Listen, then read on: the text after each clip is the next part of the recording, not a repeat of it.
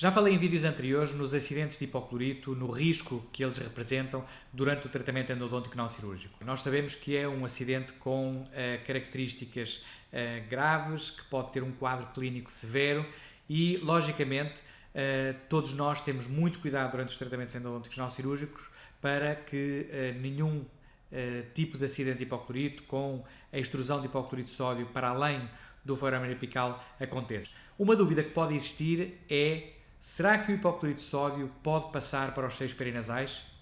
O vídeo que trago hoje tenta explicar, em primeiro lugar, se é possível, em segundo lugar, sendo possível, quais as causas que levam a que isto aconteça e como devemos nós reagir e intervir e tratar uma situação destas. Vamos ver. Começo por apresentar o caso, que se trata de um premolar superior do primeiro quadrante, o dente 15, que apresentava o tratamento endodôntico já realizado há bastante tempo e que sofreu uma fratura coronária extensa com exposição da gota percha e do espaço canalar, o que justificou, por ter sido inclusivamente uma exposição de longa duração,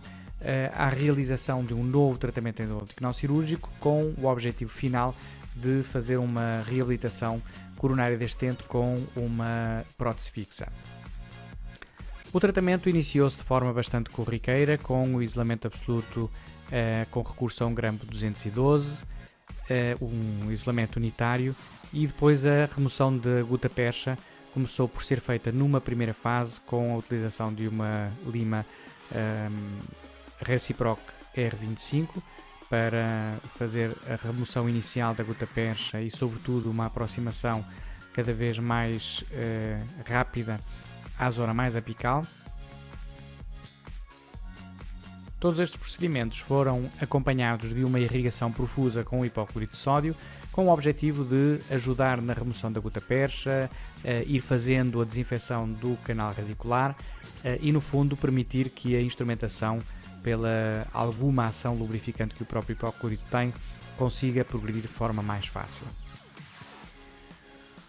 Por uma questão de constrangimentos de tempo de consulta, optou-se por terminar a consulta após a remoção da gota percha e alguma desinfecção do sistema de canais radiculares, prosseguindo com o restante tratamento numa sessão subsequente. Na sessão seguinte, iniciei por fazer uma restauração pré-endodôntica que me permitiu fazer um isolamento múltiplo com várias vantagens que nos permitiram ter melhor visualização, etc. E um isolamento inclusivamente mais facilitado. No tratamento prévio tinha sido já feita todos os procedimentos até à conometria ou prova de cone. Inclusivamente consegue-se ver na imagem inferior esquerda a radiografia que foi feita mesmo antes de terminar a consulta, e basicamente esta sessão iria ser focada sobretudo nos procedimentos de irrigação e obturação do canal radicular. E foi precisamente ao fazer a irrigação do canal radicular que me deparei com uma pequena situação que me alertou para a eventualidade de ter feito um acidente de hipoclorito de sódio. Foi precisamente o surgimento de algum sangramento a partir do canal. Ao contrário de uma situação típica de acidente de hipoclorito minor, em que temos uma hemorragia profusa a partir do canal radicular, nesta situação o que nós tínhamos era alguma hemorragia, mas não tanta quanto isso, mas tínhamos acima de tudo a formação de pequenas bolhas à superfície e que se vêem claramente nesta imagem, apesar dela estar alaranjada porque eu estava a utilizar um filtro para evitar uma polimerização prematura do opaldame, que está a ser aqui utilizado para melhorar o isolamento absoluto em determinadas áreas,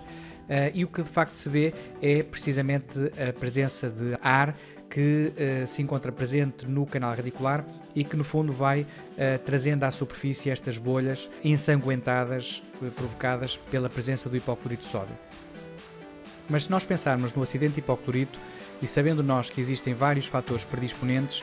se fizermos uma análise cuidadosa, verificaremos que existem apenas 3 causas para o surgimento de qualquer tipo de acidente de hipoclorito. O bloqueio da agulha, que acaba por levar a uma impossibilidade de refluxo do hipoclorito de sódio, forçando a sua entrada nos tecidos perirradiculares. Uma irrigação demasiado próxima ao foramen apical, o que pode fazer com que haja uma extrusão de hipoclorito de sódio, porque não respeitamos aquela margem de segurança para que haja espaço suficiente para que o hipoclorito de sódio possa refluir para as zonas mais coronais do sistema de canais radiculares. E por último, a irrigação com força excessiva, o que faz com que esta seja mais forte do que a resistência dos próprios tecidos perirradiculares, o que faz com que o hipoclorito de sódio seja forçado para os tecidos perirradiculares. Analisando friamente qual terá sido a razão principal para este acidente hipoclorito que eu acidentalmente provoquei, não tenho dúvidas que terá sido a excessiva força de irrigação, uma vez que eu sabia qual é o comprimento de trabalho, sabia qual é o comprimento da minha agulha e existe uma relação muito importante entre estas duas variáveis, inclusivamente fiz já um vídeo que refere exatamente esta questão e que, se estiveres a ver no YouTube, poderás carregar no ecrã que aparece agora para poderes visualizar também este vídeo que tem dicas importantes sobre o assunto. E por outro lado, eu sei que foi respeitado o comprimento de segurança para evitar que o hipoclorito de sódio estivesse demasiado próximo do forame apical, com um risco elevado de extrusão do mesmo. Portanto, neste caso, apesar de eu ter respeitado as margens de segurança, apesar de ter espaço suficientemente grande no canal para que a agulha não estivesse bloqueada, muito provavelmente eu terei feito uma irrigação um pouco mais forçada e num dente que tinha um calibre apical elevado como era o deste caso, acabei por inadvertidamente provocar um pequeno extravasamento de hipoclorito de sódio para além do forame apical e, consequentemente, um acidente de hipoclorito menor. Apesar de ter feito tudo o que tinha ao meu alcance no sentido de tentar travar este processo hemorrágico derivado ao acidente de hipoclorito, foi-me impossível nesta sessão concluir o tratamento, uma vez que a hemorragia dificilmente se consegue controlar uma situação destas, mesmo tendo feito, obviamente, uma irrigação muito mais controlada, tendo utilizado inclusivamente estas microcânulas para fazer uma aspiração mais próxima da região apical e de tal forma a poder irrigar mais a nível coronal. Acabei por optar por não terminar o tratamento nesta sessão, uma vez que seria impossível nós conseguirmos obter um canal seco, que é uma das exigências para nós podermos fazer a obturação do canal radicular. Optei então por colocar um pouco de Teflon, Cavite e terminar a consulta aqui. Logo após a consulta e como medida preventiva, foi receitado um antibiótico e anti-inflamatório não esteroide, precisamente porque nós sabemos que a passagem de hipoclorito de sódio para os tecidos perirradiculares acaba por provocar alguma necrose nesses tecidos, o que propicia a possibilidade de uma infecção oportunista e neste sentido acaba por ser importante nós fazermos uma cobertura antibiótica para garantir ou para tentar de alguma forma prevenir este tipo de situações. O anti-inflamatório também acaba por ser importante, precisamente porque o acidente hipoclorito não é mais do que uma inflamação aguda dos tecidos perirradiculares e o anti-inflamatório acaba por ter ação nessa zona, diminuindo o processo inflamatório em curso. Logo no início da terceira e última sessão, o paciente referiu ter tido algum corrimento ensanguentado e secreções nasais também um pouco ensanguentadas durante o primeiro e segundo dia logo após a consulta prévia,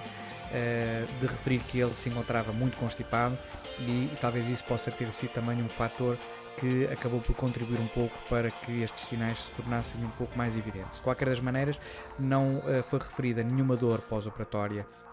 digna de registro, não houve também qualquer tipo de edema, nem qualquer tipo de sinal superficial que pudesse caracterizar um acidente hipoclorito mais típico. Nesta sessão foram tidos todos os cuidados e mais alguns durante todos os procedimentos de irrigação, inclusivamente foi feita uma irrigação praticamente e só por pressão negativa, ou seja, com irrigação como se vê na imagem na câmara pulpar e com o auxílio de uma microcânula que fazia a aspiração do hipoclorito de sódio numa zona muito próxima da região do foramen apical. Desta forma nós conseguíamos praticamente garantir que não havia pressão exagerada do irrigante sobre os tecidos perirradiculares naquela região mais apical, diminuindo praticamente a zero o risco de nós termos um acidente de hipoclorito de sódio. E desta forma conseguimos avançar com a consulta de forma muito tranquila, sem qualquer tipo de sobressalto, podendo passar então depois aos procedimentos de obturação do canal radicular. A obturação foi então realizada com uma técnica de onda contínua de condensação para fazer o downpack, ou seja, a obturação do terço apical e depois foi feito um backfill com uma técnica de gutta-percha injetável.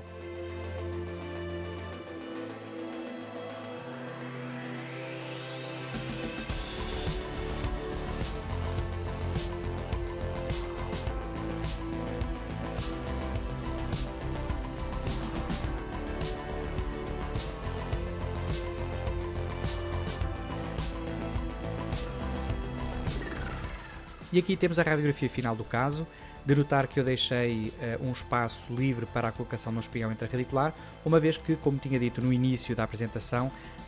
este é um caso que está planeado para reabilitar com uma prótese fixa e, derivado à grande destruição coronária que ele apresentava, considerou-se mais favorável a colocação de um espigão para suporte de um falso coto.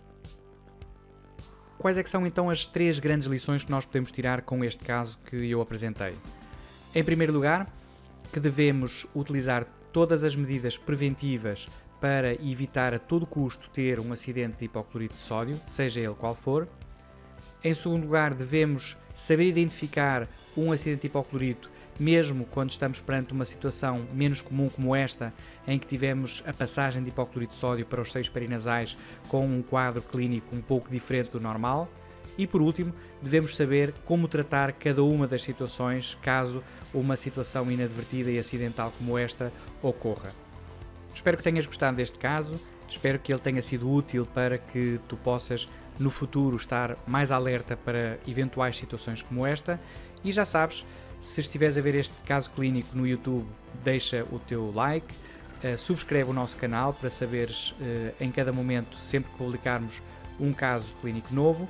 E se quiseres deixar algum comentário, obviamente que para nós é sempre muito importante para sabermos se os casos clínicos apresentados são úteis, se têm interesse e se eventualmente existem outros temas que gostarias de ver abordados também, sempre ligados à endodontia, como é evidente. E para tal, convido-te a visitares o nosso site em rpcendo.com, que é onde as discussões destes casos clínicos e dos vídeos apresentados ocorrem, para que seja mais fácil nós mantermos tudo no mesmo lugar. Então, boas endos e até ao próximo vídeo.